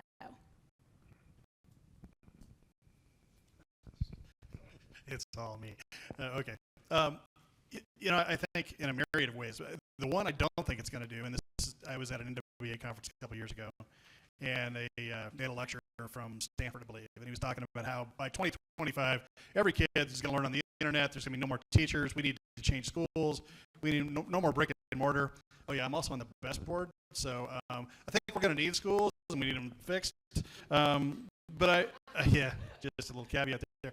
But I would say that I don't think it's true. I mean, the human interaction is key to what we do every single day, and it's key for kids. Douglas said it. Parents want to know that we have teachers who appreciate and love children. Well, that computer doesn't love anybody. So, okay, let's think about how blending that, how the blended learning model works, how we can have folks create valued lessons and assessment systems and tools for kids to be successful. You know, I love my high school administrators, but you know, 3 years ago it came to me, hey, is there a way we can block cell phone service in the school? I'm like, what are you talking about? And they're like, you know, kids are always on the cell phone. And I'm like, well, first the FCC won't let you. I don't know that it's a good idea anyway, but why don't we think about ways we can use the evil for good? You know, go to the light side instead of the dark side. And God bless their souls, they figured out some ways to do that. I mean, we don't ask for kids to get TI-85 calculators anymore because they can buy a $3 app that does the same thing for calculus. So, yay, we're moving in that direction. You know, and I would say there's a guy in the room, Howard, helped write a book a few years ago about what works in technology in schools, and a lot of those points, good plug there, Howard. Yeah, you bet. I would say, you know, a lot of what Howard put in there, you know, what was that, 10 years ago, 12 years ago? I mean, it was a couple of years ago, 5 years ago. Wow, it seems like more. They're all valid. I mean, we have the capacity to reach more kids and get them enthused about learning. We have to help teachers work through that process. You know, when I hear things about title funding, but you can only use X amount for technology. Well, I will tell you that with 120 odd rural school systems in the state that do not have money, they aren't buying technology. And when they're running on, you know, really low bandwidths, our capacity to utilize that technology is not increasing at any great rate. So as a state, one thing we could do is talk about how we can increase bandwidth and rates for schools. And we can, I mean, we've talked about it a lot, but you come over to my side of the mountain and you don't talk about it much because there's no way to do it. I mean, like, not yet. So I think there's some things we can do at the state level, but technology is here to stay. I mean, there's no getting away from it. So let's utilize it for something, but don't assume it's going to take over instruction. I don't believe it's ever going to. Can I speak to that real quick, just while it's fresh? The use of technology, understanding it is, right might be too strong a word, if it's right. It is an expectation of a Colorado graduate that you will be familiar with technology. We have tremendous disparity because it is such a local issue, capacity, but also skill level. This is the first time where every student in the room knows more about that than you do as the teacher. And that is a paradigm shift that is very unnerving for many educators, is to be on that side. I had an experience last week that scared me to death. My son has just an iPod. We don't give him a smartphone. He has just a dumb phone, but he has an iPod. And I eat lunch with my kids once a month. And so I'm with him. He said, Dad, let me show you something. And he showed me how he tried to go to YouTube on his iPod in the school cafeteria, and the site, you know, it's blocked. He says, now watch this. And he goes to this app first, and then he comes back, and boom, straight to YouTube. Well, don't show me that. I didn't need to even know that you could do that. Keep that to yourself. So it's interesting. They will figure it out long before. It'd be interesting to put in a blocker and see how long it takes those kids to hack around that thing. As a learning Exactly. What's interesting, maybe you saw the head of the FBI on the news this morning. He was talking about the outside group he hired. He just didn't want to admit that it was some 13-year-olds at a junior high, you know, for that. That's why they wouldn't say who it was. But we have to come together with a state technology plan. It's on my Thursday thought last week announcing the new AP course, AP Computer Science Principles. They realized the computer science AP class is really high level. It's designed for those going into computer science. So this brand new course is rolling out this fall. Fantastic course. It is free if you do it online for those who will not have a computer science professor, teacher in their school. It's free online. AP has done it right this time. But we need to have kind of a statewide model around how we're going to make sure that every Colorado student is comfortable with technology and its use. And I'm not sure what that looks like. We'll decide over the next 6 to 7 months. I wanted to add two things. One, there's some interesting work going on at Stanford and Berkeley looking at competency development and including the use of AI, and really looking at is the promise of AI that you kind of can have a teacher in a box. And the direction that it's currently going is that really technology can be good at helping develop basic skills, maybe as far as proficiency, but beyond proficiency, not. That really, to become a master at something, you have to have human interaction. It's through mentorship. It can't be systematized and put into computer code. And so I think if we realize that for basic skills, there's probably a lot of potential for technology to supplement what a teacher is doing, but to realize that moving maybe even to proficiency or beyond, that we have to diminish the role or change the role of technology. And that's where I wanted to make the second point, that it clearly is and will continue to be a phenomenal communication, collaboration kind of tool, broadly speaking, and that will continue to evolve, not just what you can hold in your hand, but video conferencing. I mean, there's a lot of innovation taking place in Colorado districts, but in universities, to bring people together to do things together. And so if we think of technology in that sense, that it's not really now the instructor, it's the kind of tool to allow us to broaden our reach, it has a lot of potential. And I would just add on, again, going back to the funding piece, I think that in someone coming from one of the large metro school districts, is that the minute you spend a bunch of money to update the infrastructure, it is already outdated, within the next 2 months or whatever. So that's always a concern. But I also think that, especially under ESSA, we have an opportunity to really think through professional development for educators and the use of technology, which obviously has an impact on student success and student learning. I think one thing we are really seeing is that educators are starting to think differently about how we can deliver and how we can receive professional development. I think just as we talk about personalized learning for students, it's very important that we talk about personalized and individualized learning for educators. We as educators, whether I be a classroom teacher, a school counselor, a paraprofessional, we have individual learning needs as well. So I think the use of technology in that sense is very important and something that we can really capitalize on. And also how we think about it geographically as well. I hear all the time from our rural educators, the need for just to talk to somebody else who's doing the same thing that they're doing. When you're in a rural school district, you might be the science department.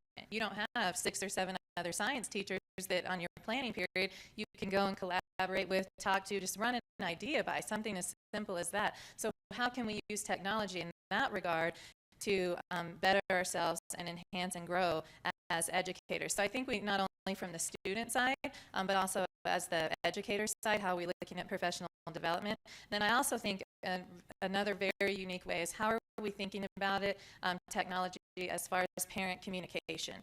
And within all these things, of course, we have to think about safety and, how we create guidelines and things for that. But I think it can also be a very powerful tool in communicating with parents about their student learning. And again, that goes back to that personalized, individualized, how we talk and work with parents or guardians of our students. So I think there's a lot of opportunity, especially under those PD dollars, and how they can be used under ESSA. It's interesting, though. Technology is really, it ties into a lot of what Commissioner Crandall was saying earlier. We know we have a huge teacher shortage in the state of Colorado. For those of you who don't know, last year we completed 29 foreign language teachers in the entire state last year, 29. So we're starting to see districts saying, hey, we can't find a foreign language teacher, therefore we'll just go with an online language system. That is not designed to do that, but yet that's kind of what we're moving to. Technology, we know the research shows it doesn't supplant a real live person. So we know that that's a huge issue that is being impacted by our teacher shortage areas, and we know that's going to continue for at least the next 5 years. The other thing is, especially for those of you that do educator preparation in this room, is we're starting to see the movement, and one thing we really need to embrace and encourage our teachers to do is move from being consumers of technology to developers of their own technology. If I'm in Dr. H's class, I should be able to go on his application that he's created for his first period class so I can go from there. Getting out of the mode of using what's prepackaged and really developing it as a professional development opportunity, but also for more personalized and individualized instruction, which ties into our first point as well. Can I follow up with one thing? One thing that concerns me is there's 1,000,001 salesmen out there that are going to sell you the best intervention for kids. I will tell you in my experience that the best intervention for kids is a teacher that kids can build a relationship with, and then you use the tool to be successful. I have seen districts and schools throw kids in rooms with computers, and they go through the 22 lessons, and they get to play the little bouncy ball game at the end of it, and it helps a little, but really what catches a kid and keeps them in school and makes them successful is having a relationship with a really good teacher. So while technology is great, I don't think it's the end of the world. So just want all that in. Thank you. Amy, you brought up teachers and how can we continue to help teachers and be supportive of teachers. So this question really talks about how can we bring about teacher leadership. And when we look at the author of Peer Coaching, Unlocking the Power of Collaboration, and it was stated in a recent TED Talk that said, we have islands of innovative teaching and learning practices and no fairy service. When we look at this, how do you see the value in growing teacher leaders in Colorado to start spreading these innovative practices in the state? And how would you go about doing that? And before we go on to answer that question, Colorado ASCD was asked last January to attend a Teach to Lead conference here in Denver, where we had created a framework, and then we were also given feedback over that entire weekend of the framework. Our framework is called Framework 2021, and what we have looked at doing, much like you are doing the listening pieces across the state, we've been working through the regions throughout the state to hear those teacher voices.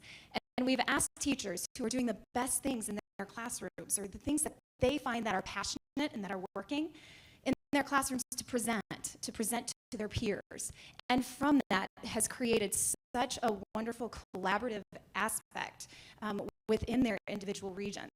And then as the framework comes and it outlays and it comes to fruition June 30th and July 1st, one of the categories, we are going to ask those teachers to then take it out to their regions to gather feedback and then bring back the entire state and have the rest of this, well, the rest of a group of teachers from throughout the state to help create the rest of the framework, something that works for teachers because it's created by teachers, created by educators on that P through 20 scale.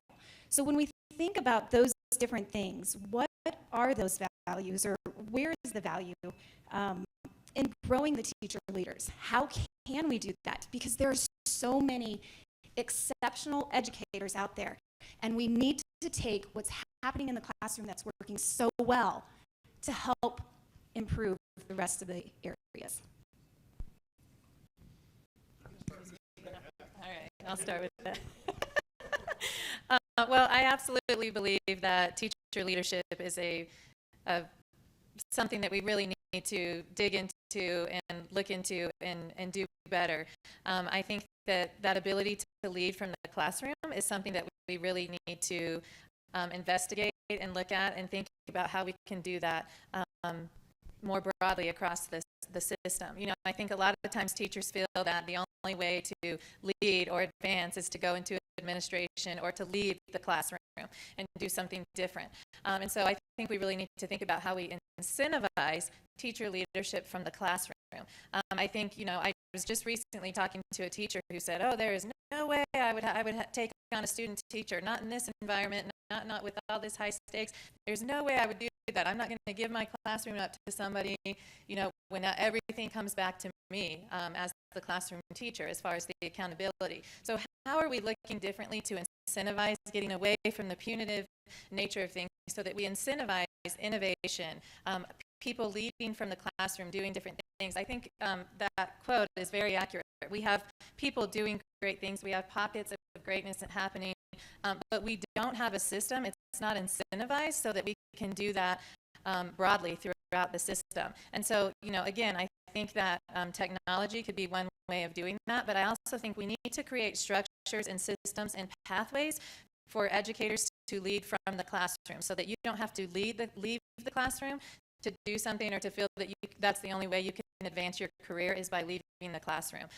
So I think we have a lot of opportunity there. That's something, again, that I think we as a community need to look at and talk about, and how can we as a state look at incentivizing this teacher leadership, because I really do believe that, just as we know with students, that peer-to-peer learning, when you learn from your peers, is very important. It's the same for educators. We need opportunities and pathways to learn from one another, and that needs to be incentivized within the system, and not seen as something that, like where you're taking on a student teacher, which I can tell you is very much a learning experience for you as the cooperating teacher as well as the student teacher. But if we have a system that's beginning to disincentivize that or make people not want to do that, then I think we need to look at the system and think about, okay, how do we stop that and create these pathways of leadership?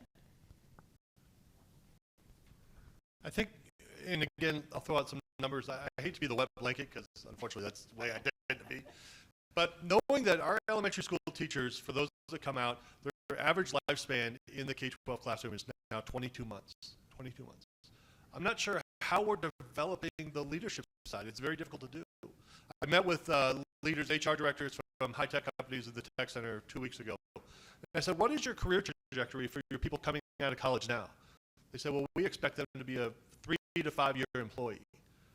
Knowing, and the research shows it takes 7 years to become proficient at becoming a teacher, what does that ramp up, and we have to plateau extremely quickly for teachers. And I'll be honest with you, I think we need more teacher leaders. We need great district leaders, but I'll be honest with you, in a lot of places in the state, we need a live body. That's the reality. We want great teachers, but we have districts now that haven't had math teachers for multiple years, and that's not acceptable. So I'm not sure how the leadership pieces ties into it. It's a huge challenge, one that I will throw to Commissioner Crandall to fix, and I'll give him about 6 months. He can fix that one. But it's something to really keep in mind. I hate to be the wet blanket, but this is a huge challenge, and I look forward to kind of seeing how, with all the great minds up here, how we can get to the point where it can be fixed. So the question was, we have teacher innovation, how do we build bridges between that? And the presumption there is, one, that there is a lot of innovation taking place, and therefore we need to build these bridges. And you talked about, Amy, right, some of the bridges. And I think it's good to ask about the premise of the question. Really, is there a lot of good innovation, or is this just happy talk? We like to think our teachers are doing a great job, and my answer, but I ask all of you to think about that. Is there enough good work going out there that we need to figure out how to share it? And my answer is absolutely yes. I think that what's happening in our classrooms and in our schools is some of the most innovative work in education, without a doubt. That teachers are problem solvers. They are figuring out creative, innovative, first-time solutions to things almost on a daily basis. And that's from the experience of being in the classroom, seeing it happen right there. So, okay, maybe it's just the exposure I've had. Just a couple days ago, the New York Times came out with a very interesting article. It said, curious thing happening. Colleges are moving away from SAT and ACT for entrance requirement because they're not finding it a valuable indicator. And yet, K-12 is jumping in with both feet, right? What's going on? And then there's a business side to that. Okay. But there's a comment that says, well, what are the colleges using as indicators? And they say, grade point average. Think about that. Where does that come from? That's like the messiest, least standardized thing that we have in public education. It's every teacher in every classroom doing their own thing, right? I mean, yeah, maybe there's some school or district guideline. You know, you can't overweight participation beyond certain percent, or you have to, the final has to be this much. But teachers across the country doing good work with kids, giving them grades, that's all feeding up into a really messy way of coming up with, there's no, I mean, it's, you know, researchers say the least standardized thing is grading. It's the last frontier. We got to standardize it. And yet the colleges are saying that's the best indicator. And it's really a pat on the back, I think, to teachers. Think about that. So if that gets to the question, yes, it's important to build the bridges because they are doing great work, at least for college success. I mean, that's the one that doesn't, the career success, especially if it's not a professional that requires a college degree, maybe another indicator. But So I guess a couple answers to this question. First of all, I would say in rural systems this is a difficult thing because you tend to have, you know, you're the only person in the room, the only person in the, so to really be able to pull somebody out to go do anything is difficult. So when we're talking about sharing out expertise and great work around the state, you know, I know teachers around the state that I would love to have them sharing that out. Quite frankly, they're in a classroom teaching, so they don't really have time. We do some things with our teachers. I mean, Robert just about made me cry. 22 months. Holy cow. Thanks, buddy. So we do a couple things in my district. We pay for master's degrees. With a master's degree, they have to stay for 5 years. They have to be there 3 years before that, so I get them for 8 on the simple math of that one. And they tend to stay a little bit longer because they like what's going on. And everybody's like, well, how do you get the economics of that? And I'm like, well, do professional development cost every year for brand new teachers, and you tell me which is going to cost you more. We fare very well. As far as teacher leadership, 80% of my high school teachers have administrative degrees. They don't want to be principals. I'm telling you that right now. Every time they go through the program, they're like, I just want to know what I need to know to be a good leader. I don't ever want to be a principal because you guys are crazy. And for a part, they're right in that. So, you know, I think there are some ways to do that. I guess kind of something Rich was talking about earlier that I think we need to do, and it even goes a little bit to what Robert is saying, 22 months. Part of that reason is because, one, kids coming out don't believe this is a really great profession. And people keep telling them education is horrible. Why can't we take these folks, put them on shows, really highlight the great work that's going on? One, it tells them that they're doing a really good job. Because I can tell you, every time I ask my teachers to go present at a conference, they're like, you know what, that was pretty cool. And thanks for paying for the hotel room. Well, that's not really expensive for what I get back. And I think if we had ways of demonstrating that to the entire state, to our country, imagine that. You go around seeing shows and billboards that talk about the greatness of a public education. Wow, that would be pretty moving. I mean, we kind of got cigarettes out of everywhere by billboards. Can't we make teaching a popular thing again? I mean, I know it doesn't pay well, but there's a mission there that I think we can revive through kind of a different way of thinking and utilize our best and brightest to make that happen. So I just think there's some different ways to go about it. I'd just like to add a couple of things, and some of this answers to this question really resonate because what you were just saying. I mean, my 14-year-old daughter volunteers in her former second grade teacher's classroom, and she started because the state has some SSL hour requirements, but she's really taken to it. And her former second grade teacher, which I consider working in a very high-performing school with a great principal, she's board certified, and she continues to tell her, you do not want to go into teaching. The rewards are just not there. And I have to have these discussions with Ms. Lou, and I'm like, hey, can you knock that off? Let's not discourage this. You know, she's been in the profession, I guess, now about 8-9 years. And so, I mean, I do think the teacher leadership piece as a concept is really exciting, but it's not fully formed yet. I think it's a work in progress, and I have to give a plug out that ASCD is a lead sponsor with the U.S. Department of Education with their Teach to Lead initiative. But what I've heard here, a couple things. It's teacher leadership, even still, is really very not well defined.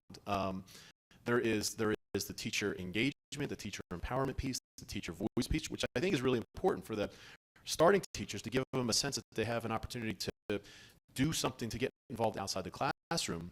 But I also think it's important that we try to figure out what this formalized role is, because to the commissioner's point about, okay, give us 5 to 7 years and let's see what happens. It's really a lot. What I would imagine, a lot of those recruits are going to say, okay, what's next for me? Well, maybe not administration, but I do want to figure out. I want to take the next step, and I think that teacher leadership piece is really is a logical piece of it. But we have to get clear about what exactly does that mean. Is it? And I'm forgive me, I'm not clear about what Colorado's doing, but is is there an actual certification to it, or is it just, do you identify as a teacher leader if you're a team leader, or faculty? So it's encouraging, but we're just not there yet. And I think it'd be really helpful if we all get on the same page when we start. What does teacher leadership mean?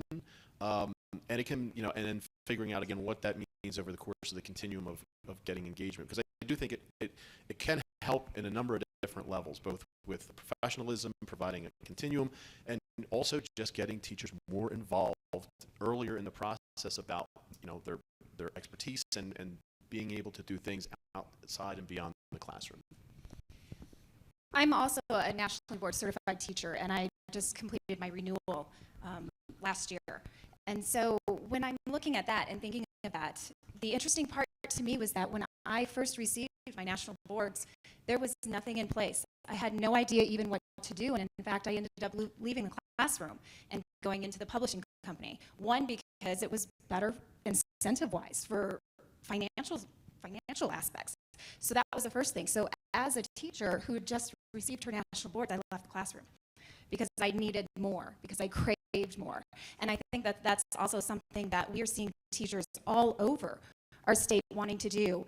On our website, coloradoascd.com, we have captured all the videos from our gallery gatherings. And so we have, Nancy, how many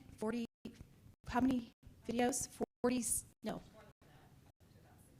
So there's approximately 65-minute videos located on our website that you can look at, you can show however, and it's from teachers all across the state that are doing great things. And one of the ladies that reminds me that I just love, and I just thought, oh my gosh, how wonderful. But she went out on a fishing boat, and she ended up blogging and going back and taking that information back to her kids. They were able to see it online. They were able to interact with her.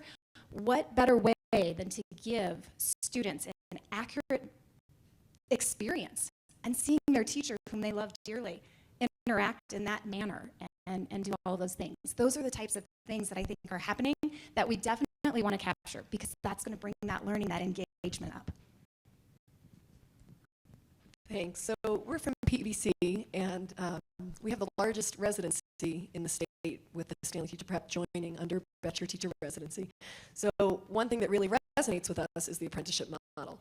And it's hard for us to not connect the dots about return on investment and what we talk about in terms of islands and creating a ferry. So to us, apprenticeship is a linkage because it's the way that exemplars feed back best practice to the beginning of the system.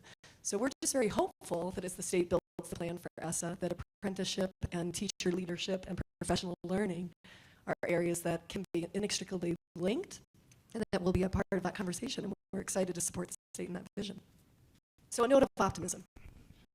And there's some interesting work going on at UC Denver that I know that PBC is hosting some of the dialogue about that, of extending the reach at the teacher prep program into the first few years of practice, and then also extending the reach, say, of school districts into the last few years of their education, so that it's not a baton handoff. There's a partnership in both worlds, and that would really serve the teachers well, and also serve the districts well, who are trying to support new teachers who have so much to learn when they start their first year. So. And that pays off in retention. That's paying off that's paying off in retention, yeah. And just one other quick comment too is that I think we also have to take a look at our profession, and we have to look at all of our teachers who are coming into play, because it's not just about age anymore. And Amanda, I'm going to point out Amanda. Is this third or fourth year? So this is Amanda's fourth year. The first year out of college, she became the secretary of Colorado ASCD, her first year out of school. And when we look at that, the leadership that she has given to the state and to our board is far beyond anything. So we can't discount those who are just coming into education. We've got to take everyone and look at everyone and see what skills they have and how to continue to build that, because that's also going to engage those teachers. So hopefully it goes from 22 months to 22 years or even greater. Any other questions right now, or do I still have a couple more? Yes.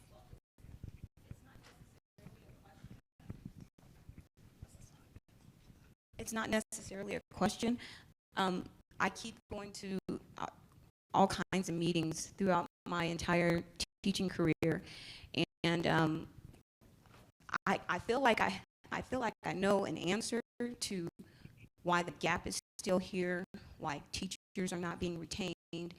I feel like I know the answer to a number of the problems we're having in education, because we are creating society. As educators, we're creating society.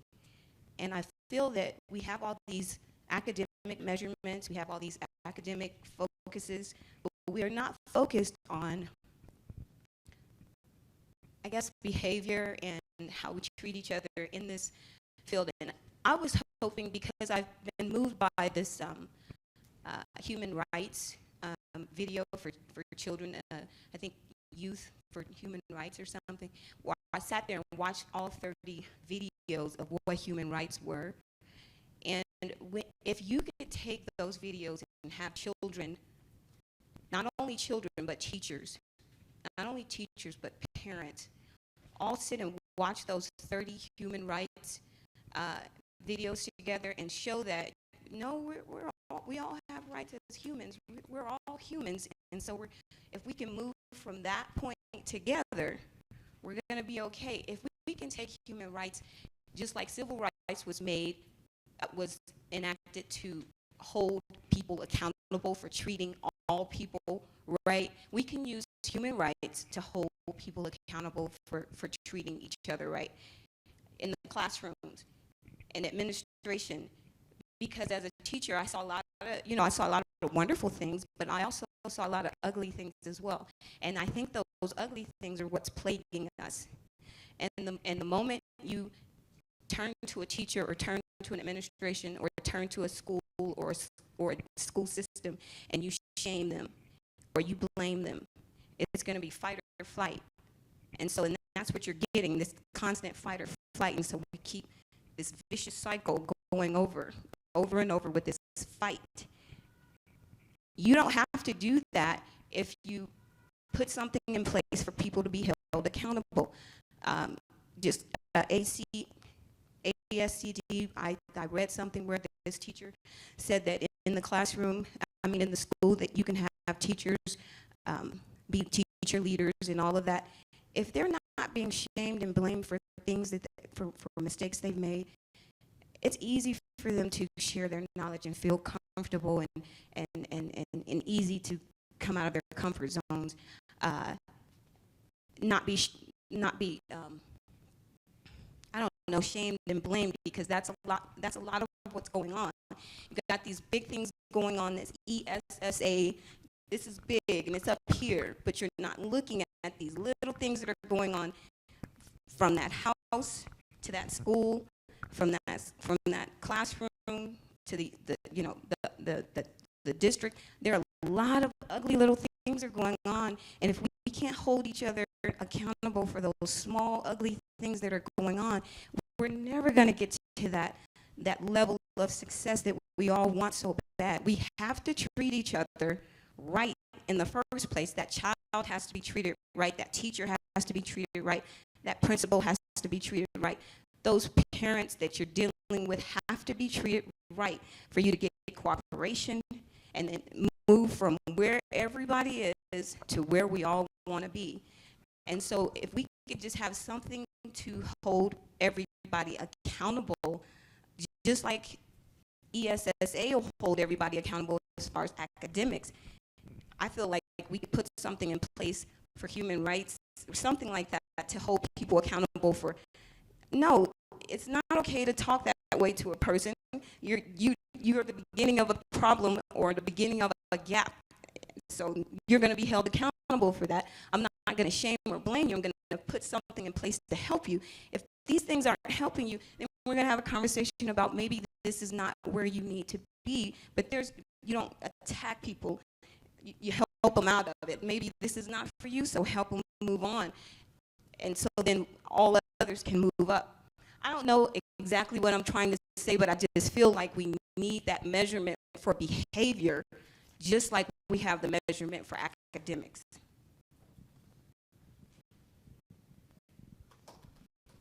And this may be something that, please tell me if I'm off the mark, but one of the things is that in our classrooms, we need to help our students become risk takers. So what does that mean? It means that if you take a risk and you make a mistake, it's okay. What's not okay is if we don't learn from it. So what are you going to do differently from that mistake? And I think we need to also offer that grace and that respect to teachers as well as our administrators. And so when we think about that, risk-taking is huge. But how many of us truly do risk-take without being blamed, without having to move forward? I mean, I think that's a great way to conclude this, because I mean, we talk about accountability, and there's just the default presumption is it's on the schools and on educators, and we talk about parental engagements, student surveys, that sort of thing. But we have to understand it's a mutual responsibility. It's a mutual obligation. It is not just the schools and educators. It is parents. It is the neighborhood. It is the community. It is the businesses around the schools. It is the policymakers as well. We all have a vested interest in this. We all have a role to play, and it's incumbent upon all of us to be held accountable for the success of our students. And it is not just one person. And hopefully, again, this opportunity with ESSA is a great way to get everyone involved, soliciting their input, but recognizing that when you get involved, you also have, there's a reciprocity there as well, that you have not only just to offer your opinion, but you have contributions to make towards this common endeavor.